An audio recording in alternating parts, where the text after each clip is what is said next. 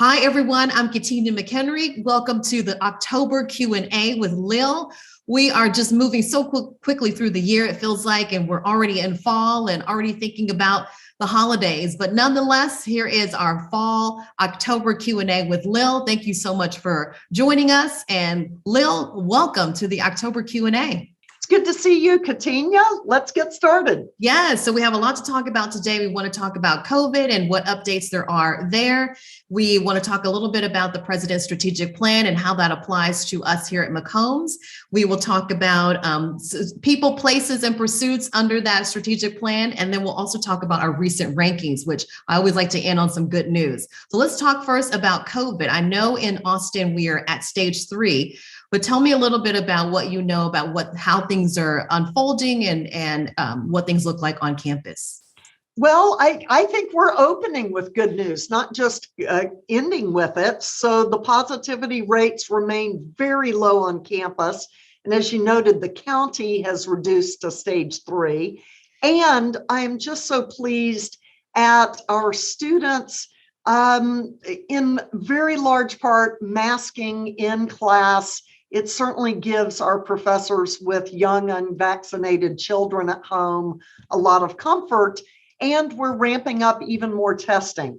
So over at our MBA building, Rolling Hall, there is pop-up testing, COVID testing on Tuesdays between 9 and 12, and it's easy and painless and takes only 5 minutes. So we want to continue to test people so that we have good data to give us comfort that, in fact, the spread is very low on campus. Very good. And that testing on those days is free. So that's another incentive. Recently, President Hartzell unveiled his strategic plan during his presidential inauguration. So can you talk a little bit about what that means for each of the colleges and, of course, particularly McCombs? Sure, it's at the vision stage, and the entire university will be working over the next 6 months to actually create a fleshed out plan. But the vision is that the University of Texas at Austin can become the highest impact public research university. And I share that aspiration for the McCombs School of Business. And in doing so, we're going to lean into our strengths in people and place and pursuits. And I'm very excited, and our senior leaders here at McCombs are already doing so many excellent things consistent with the elements of President Hartzell's vision. Yeah, let's break that out a little bit and talk about the people component. What does that mean, and how does that connect with some of the initiatives that you've put in place and are putting in place around diversity, equity, and inclusion? Sure. So here at Texas McCombs, we seek to just surround ourselves with outstanding, exceptional, and high potential people in our faculty, staff, and students. And to support that effort, we're here at McCombs investing a little more in staff support to help support student services and staff activities. We're in the middle of interviewing for Director of Inclusion and Community Engagement. And here at McCombs, we say, y'all all belong here. And I'm particularly looking for someone with expertise and experience, but who channels that attitude of wanting to bring people together. So I expect we'll complete that hiring this semester.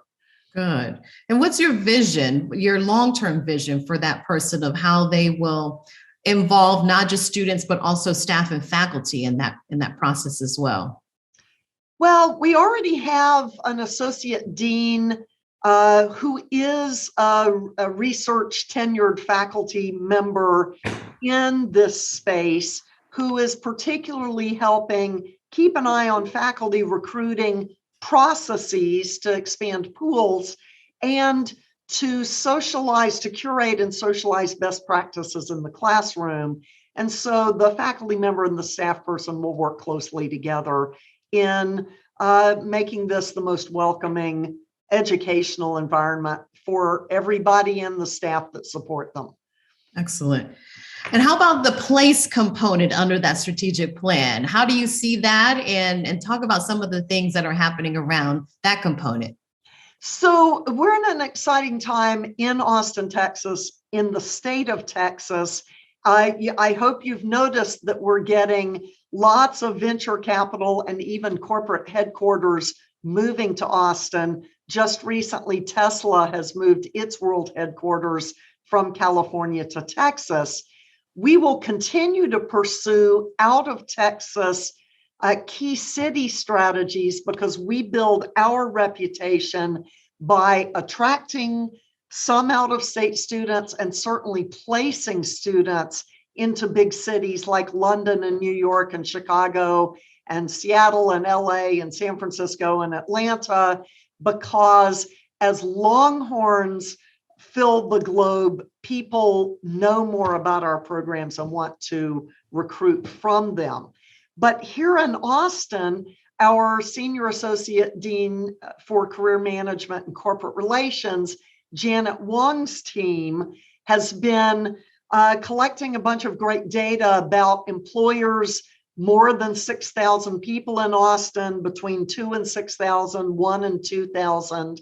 And we'll get those data in front of all of our council meetings, but her team's level of engagement at placing students in these large employers is really great. And I want to throw our doors open wider to make sure we have engagement with all of these companies to take exec ed here with McCombs, to turn to our researchers as thought leaders, to participate in our boards and councils and centers. And so it's a great lift to all of that, that our career management team already has those tight relations. Yeah. And in addition, that we have a lot of connecting that that department and Janet is working to maintain. And so they invite executives to come either to host an event or be a speaker in class, but those are opportunities for students to get in front of those executives. So can you talk a little bit about that and how important it is for students to not only know about the opportunity, but make sure they're participating in the opportunity? Sure. So we're trying to always have a first class experience here. So often for an info session, it's not just a lower level recruiter from that company, but we are such a premier school that we can often attract senior managers and even C-suite executives. And I'm sympathetic to students with crowded calendars as we've come out of COVID, because just last night I had 3 events I had to get to between 6 p.m. and 9 p.m. and I made it to all 3. But I would urge all of our students and faculty that attracting companies like this depends very much both on the advanced RSVPs and attending every single thing you RSVP yes for. Mm-hmm. Because after all, we're Texas, we have good manners and top flight professionalism, and how all of us behave in showing up for the things we said we would is part of how we build that reputation. Let's talk about the pursuits component under that strategic plan, some of the things that we're looking forward to. So I think McCombs is just a big leader in our co-curricular and extracurricular experiential learning that complements our in-classroom education. As an example of this, John Harkey and Penny Bearfield just committed a $10 million gift to raise matches for an entire $20 million endowment for the Harkey Institute for Undergraduate Entrepreneurship. So within the McCombs School, we have 800 entrepreneurship minors that are non-McCombs students plus McCombs students.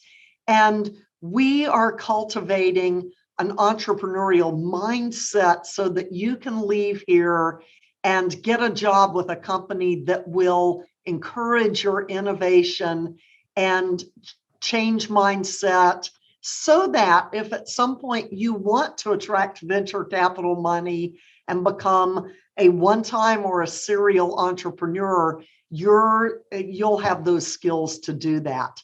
And we are trying to cultivate a change mindset inside McCombs. So I am always eager to praise any staff member who says, well, gosh, we might have done it that way before, but here might be a better way to do something. So I want us to live into the attitude that we're trying to help our students embrace.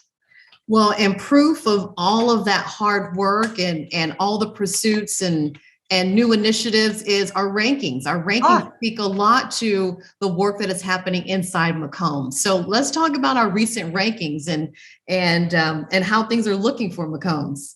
So U.S. News and World Report just came out with their undergraduate rankings, and the BBA program is number 5 nationally, and we are the only university that has all of the specialty rankings in the top 10, and that there's no other university this year for whom that's true. We have among our specialty one-year master's programs, at least 3 of the programs in the top 5 again this year.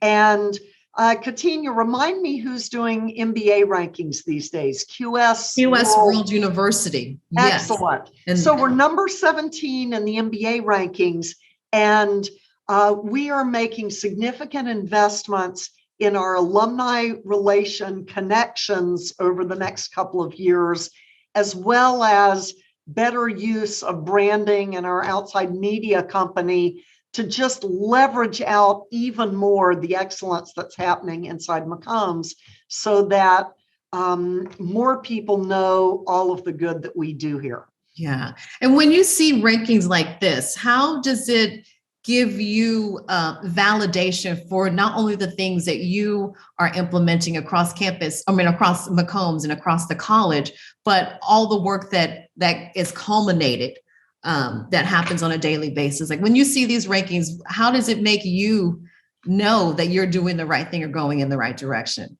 Well, I try to hold them with the appropriate amount of respect, because chasing rankings can seem like teaching to the test. Let's see what the old midterm was and teach those problems to do that thing. I want to go back to President Hartzell's aspiration to be the highest impact public research university. Rankings are one way to measure that, but I appreciate that the communication department is tracking things like earned media and the degree to which stories about our research get retweeted. So we can all be ambassadors in our reputation for impact. And it's our students that become CEOs 30 years down the road. And it's our research scholars that go to do things that impact what's happening in business today, or doing foundational analytic modeling that helps us think about predictions in a whole new way. Yeah. So we're not chasing the rankings. I am just gratified that they are a reflection of much of the good work we're doing here. Awesome. Well, thanks for the props to our department. Woohoo! Well, that is all we have for the October Q&A. Thank you so much, Lil, for this. We will see you guys back here in November for our November Q&A. In the meantime, enjoy the rest of the month. Enjoy Halloween. And thank you for your time, Lil. And thank you for watching. We'll see you guys next time.